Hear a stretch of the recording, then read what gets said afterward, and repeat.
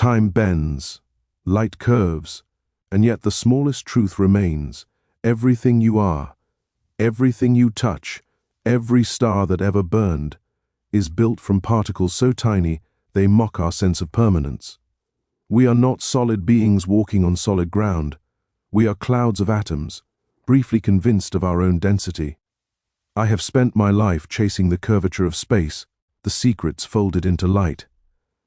But there is a conspiracy older than relativity, quieter than quantum mechanics, a conspiracy that hides in plain sight. The universe is not made of things. It is made of patterns, repeated endlessly at scales we can barely fathom. An atom is mostly empty space. If you removed all the emptiness from every atom in every human being on Earth, we would fit into a sugar cube. We are held together by forces we cannot see, separated by voids we cannot measure with our hands. And yet, this emptiness does not diminish us. It reveals us. The electron does not orbit like a planet. It exists in a cloud of probability, a ghost of potential, materializing only when observed. Reality, it seems, is shy. This is the atom's conspiracy. It convinces us we are separate. You, me, that mountain. But the atoms in your hand were once inside a star. The oxygen you breathe was exhaled by ancient oceans. You are not in the universe. You are the universe experiencing itself briefly through particles that learned to call themselves you. I do not know why the universe exists, but I know this. The atom does not tire, does not forget. It simply is. In that persistence, I find something sacred. The illusion of solidity and separation. Everything we perceive as solid and separate is actually composed of atoms that are mostly empty space. This reveals that the distinction between you, me, and the rest of the universe is an illusion. We are all interconnected arrangements of the same cosmic material that once existed in stars. You know, it is a curious thing, this feeling we have of being separate. You sit there, I sit here, between us a table, between the table and the floor, space, between your thoughts and mine, silence.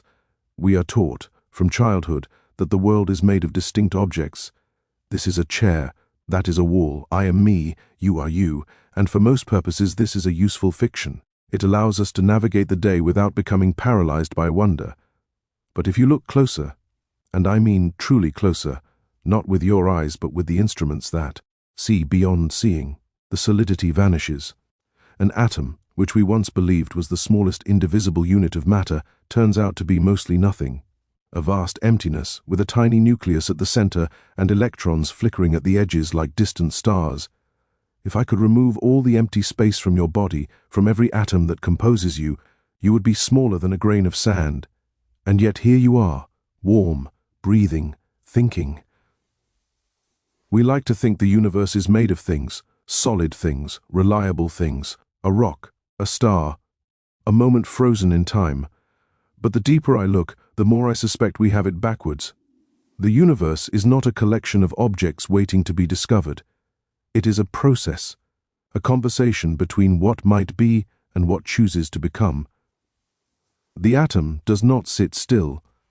It vibrates, oscillates, exists in states of probability until something, an observation, an interaction, forces it to decide.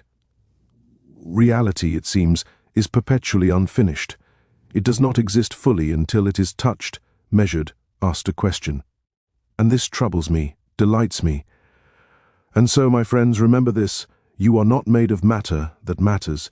You are made of stardust that learn to wonder. Every atom in you once danced in the heart of a dying sun. We are the universe, briefly awake, asking itself the most beautiful question: why?